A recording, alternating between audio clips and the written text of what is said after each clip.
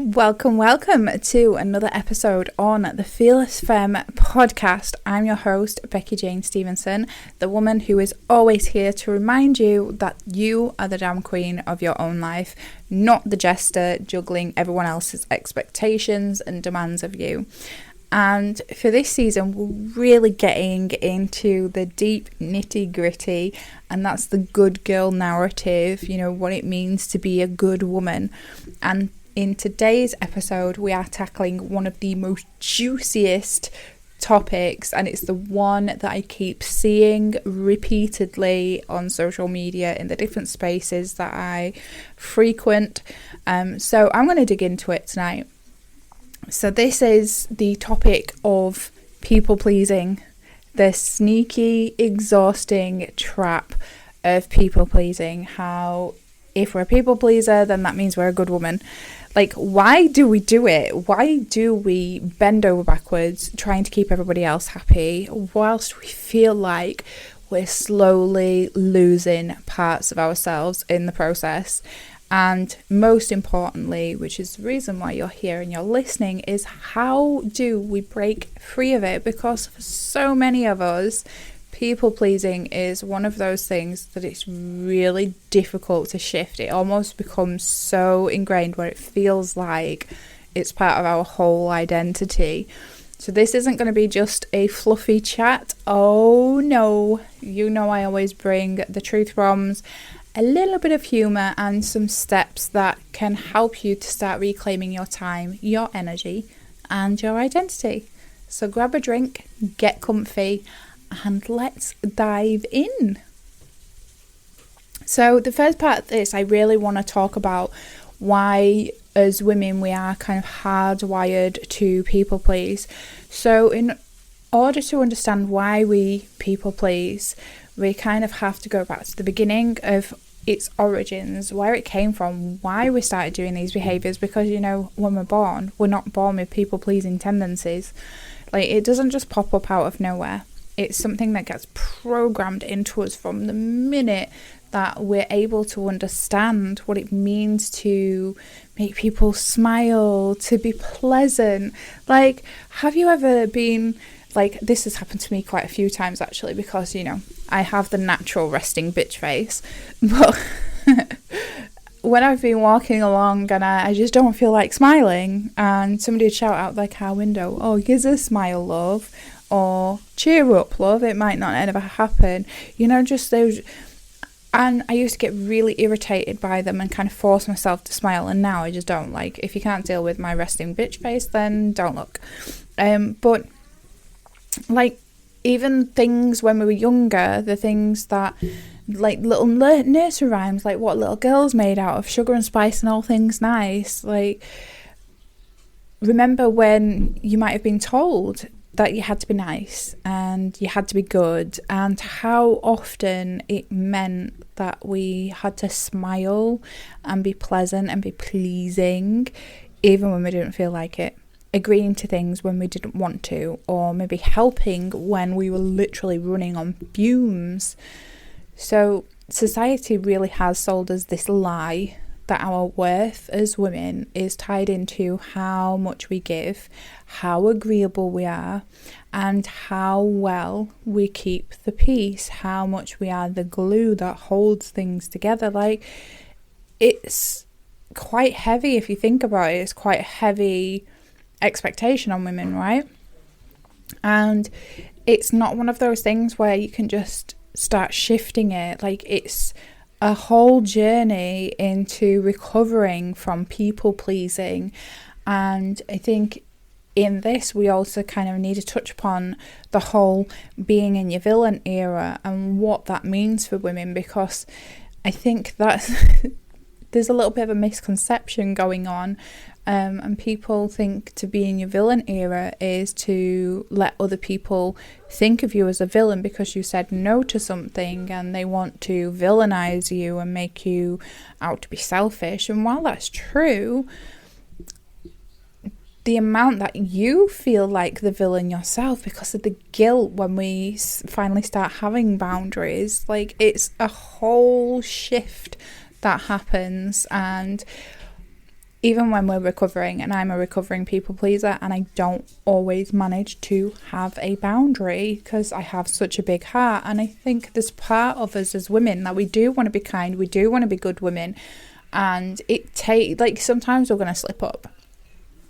So, I remember being told off quite a lot as a kid for saying no to things that I didn't want to do, and my caregivers looking horrified, and it'd be, don't be rude, or don't do this, or be nice, or what about it's nice to share, and there it was. The seed gets planted as we're children, in that saying no equals being rude.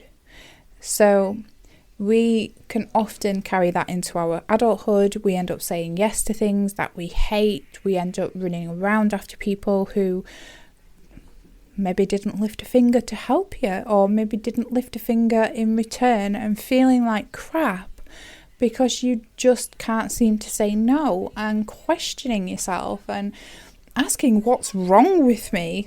Sound familiar? I know some of you are going to be nodding your head, and I used to feel like this as well. So you really aren't on your own. It isn't your fault. It really is the system. But in this episode, we're about to start smashing that system to pieces, because that is what I'm here for. So the next I want to talk about the cost of people pleasing, what that's costing you, what it's cost you so far, and how much it'll continue to cost you the more that you please everybody else instead of pleasing yourself. And it's actually quite a lot. So the biggest one is actually your energy. Saying yes to everything and everyone that asks something of you. Every yes that you give to someone else is a no to yourself. You're literally saying no to yourself. You're betraying yourself, your inner self, the version of you. And I know some of you have previously listened to my Inner Bitch masterclass previously, and we dig into this topic as well. When you're saying no to yourself and you're betraying yourself, you're betraying the version of you that actually has the boundary. You're betraying the version of you that on the inside is screaming no, and we're suppressing her. We're shutting her up. We're saying no, you're going to be a good girl.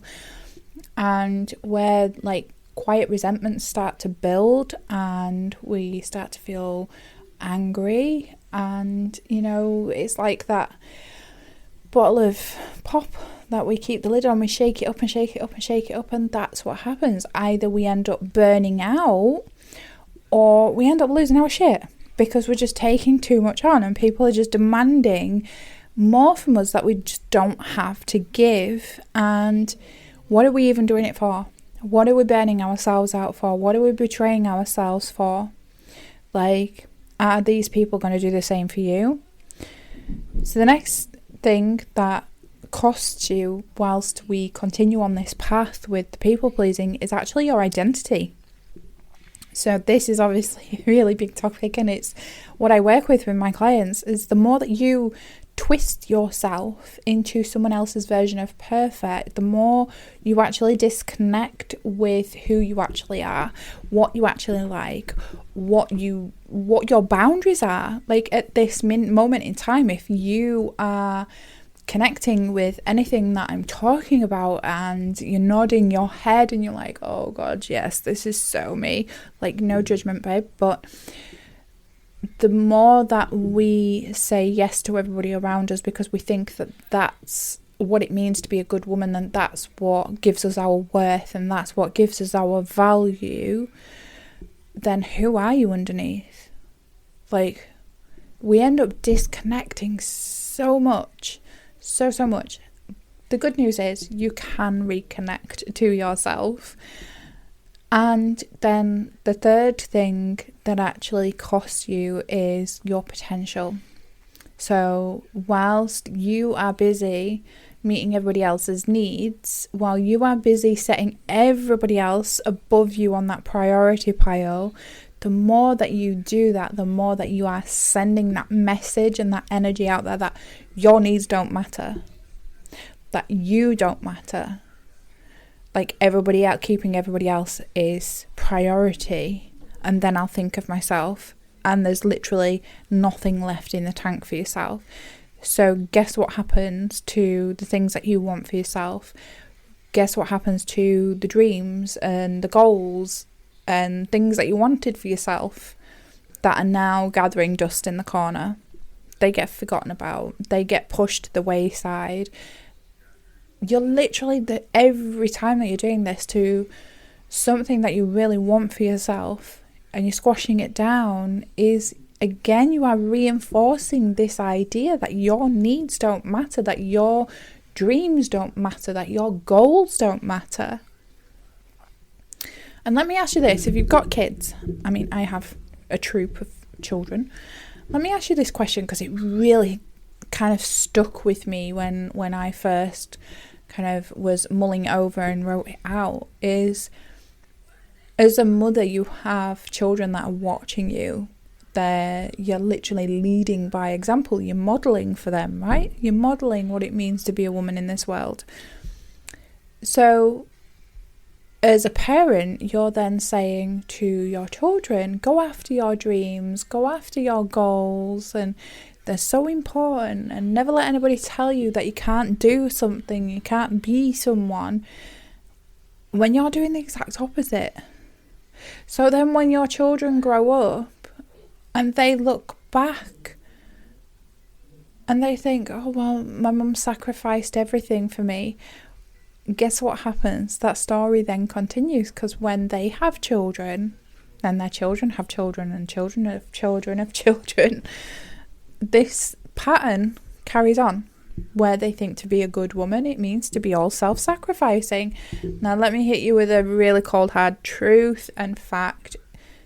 The more that you sacrifice for anyone and everything else before yourself, the more you'll have to keep giving. The more you'll have to keep doing it. The thing with people pleasing is it's not kindness. It's great to be kind, absolutely. But people pleasing is not kindness. It's self-abandonment wrapped in a bow with sparkles.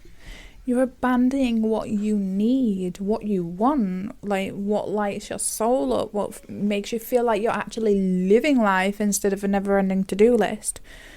It really is it's self-abandonment of your boundaries, of voicing your needs, of your needs being heard, of your needs being met. Whew, that got a bit deep. So this is where we're going to start changing things, and it's not an overnight journey, and like I said earlier, it's not something that you're always going to get right, and that's okay, because we're not looking for perfection. So we're going to start flipping the script.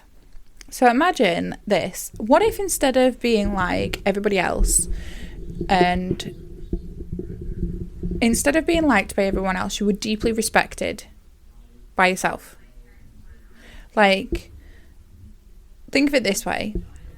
What if you looked in the mirror and you were able to say, or even think, damn, I'm proud of this woman. I'm proud of her. Are you able to look at yourself in the mirror and feel that pride for yourself, for your strength, for your resilience, for your perseverance, for all of the stuff you do? How often do you stand in the mirror and say that? What if instead of being liked by everyone around you and everybody validating that you're such a good woman because you sacrifice everything for us, that you were just simply respected by yourself? That you could respect your boundaries, that you could respect the no. What if you could do that? So, breaking free from people pleasing, I do have some tips that I'm going to impart with you that you can start putting in place. Like, obviously boundaries is another one, and that's a really big topic, and will probably take a couple of podcast episodes to get through boundaries. But I want to give you a few things that you can take away from this episode. And this is the fun part. Okay, the heavy stuff is out of the way. This is the fun part where you start to get to reclaim how powerful you are. So here's how we do it. The first one is stop damn well apologising for existing. Stop saying sorry for having needs. Stop saying sorry for not wanting to smile or not feeling yourself for the day. I mean, we've all done it. Like, my mentor was talking about somebody who literally very gently bumped past her, and we say sorry. Like, stop with the sorries. What are we even apologising for? We're apologising for breathing, for taking up space. And on her live last night, I was talking about what confidence really is. And confidence is really about knowing that you are entitled to walk this earth, to breathe the air that you breathe.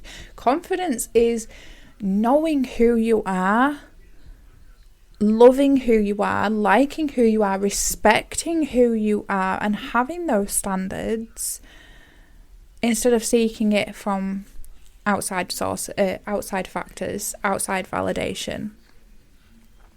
So instead of saying sorry, try excuse me or just nothing.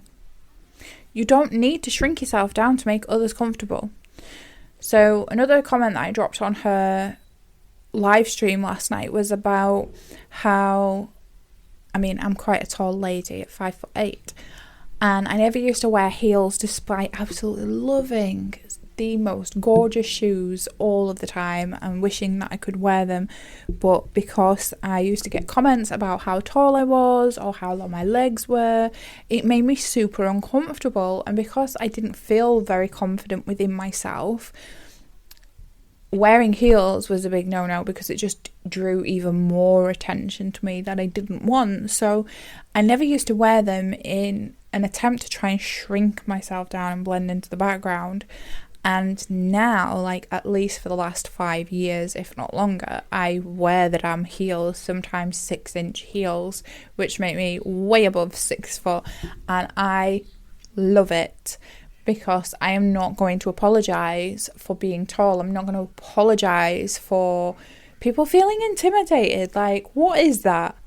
Like, there's a few people that have shared with me before, a few people in my audience that have shared with me that they felt intimidated by my kind of level of confidence, and it's not the confidence that intimidates them, it's the authenticity. It's not apologizing for being who I am, dressing the way I want to dress, eating what I want to eat, talking the way I want to talk. Like, have a think about all the times that you've said sorry, or you've played down a compliment, or you found a reason to not celebrate something about you instead of trying to find a reason to downplay or discredit it. The second is to practice the power of no. So saying no to a demand, saying no to a request of you doesn't make you mean, it doesn't make you a bitch, it doesn't make you selfish, it makes you honest. And that is also respecting that inner self and connecting with her, connecting with the boundaries, connecting with what is a fuck yes, what is a fuck no. And if this one's a really difficult one for you, is start small, start on something that isn't as intimidating. Say no to something that is low stakes. So like meeting a friend when actually you want to put your PJs on, stay home with all the snacks and just chill.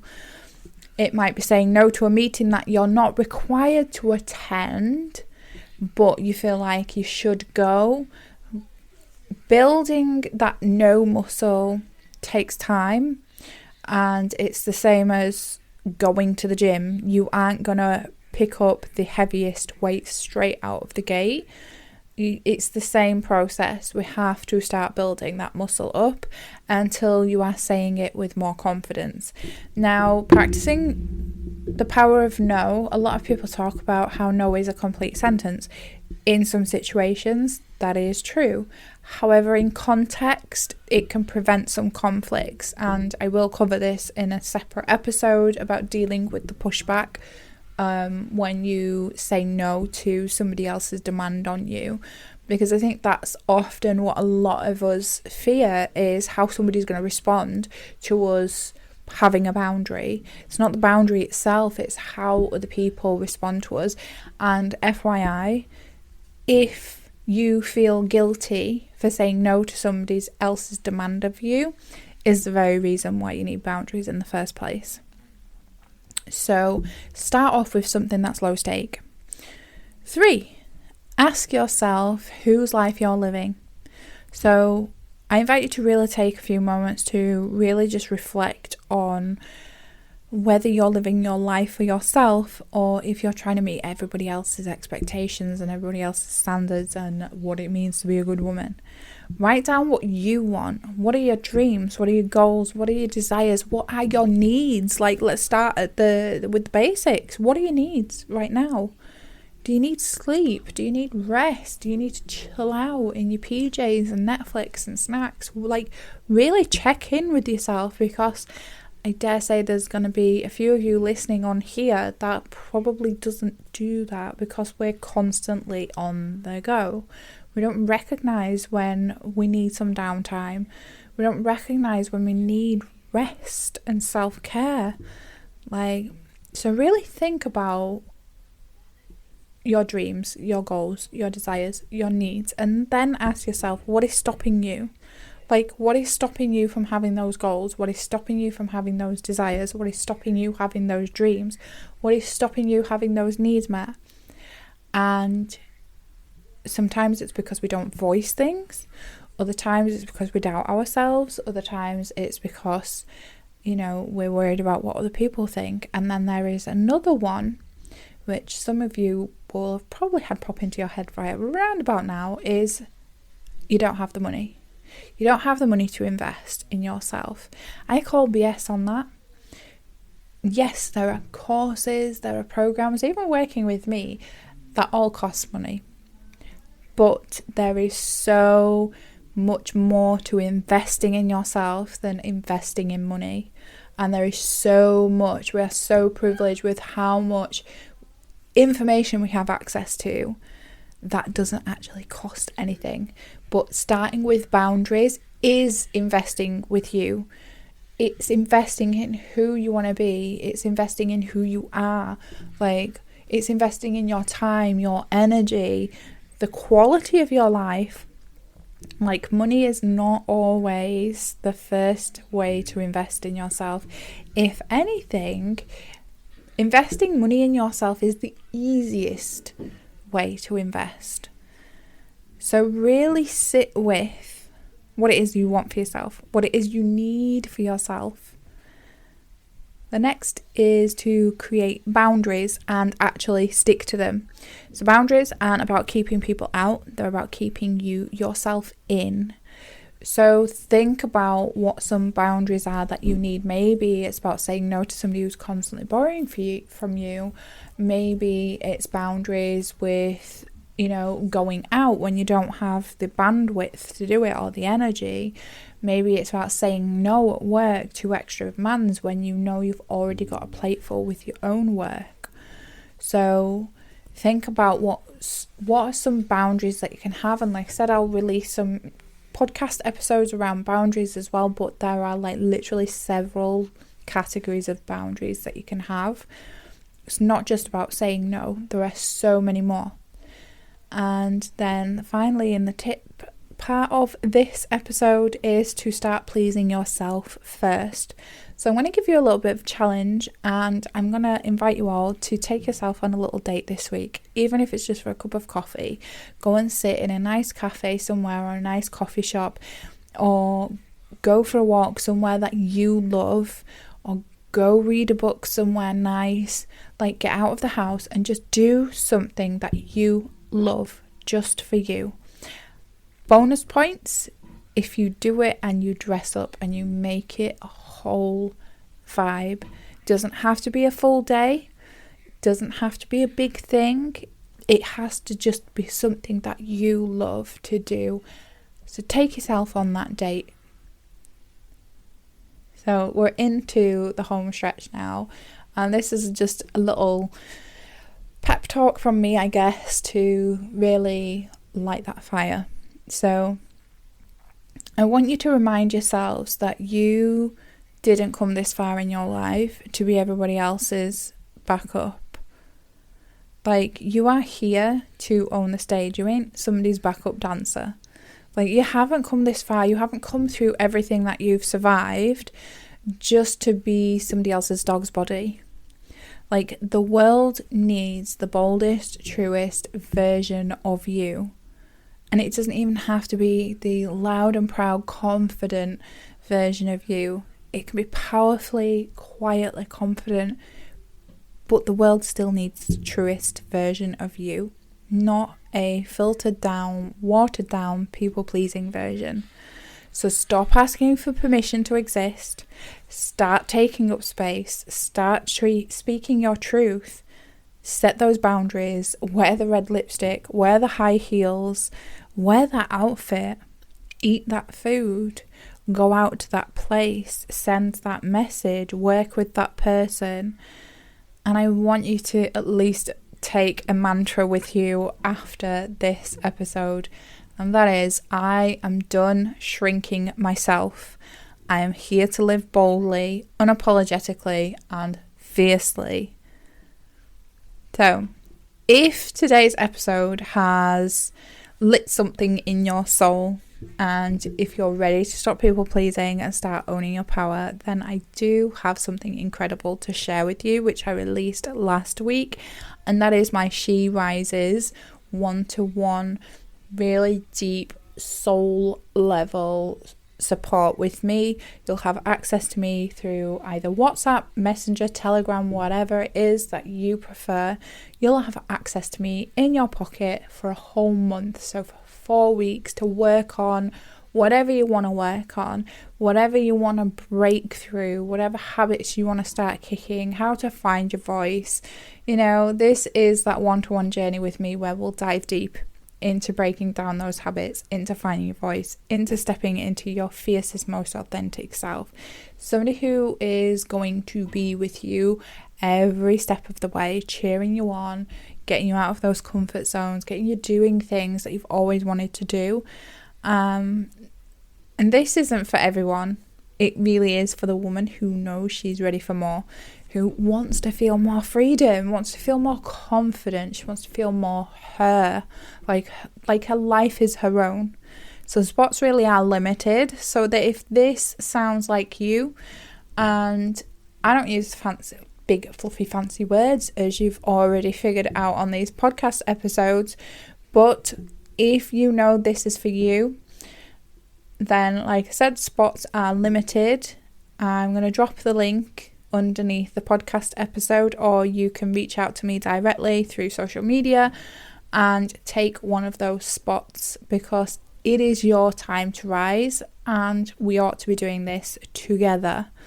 So, okay, my loves, that's it for today's episode. Remember, you are fierce, you are worthy, you are absolutely unstoppable. Until next time, keep slaying, stay fearless, and go live life the way that you deserve. Mwah.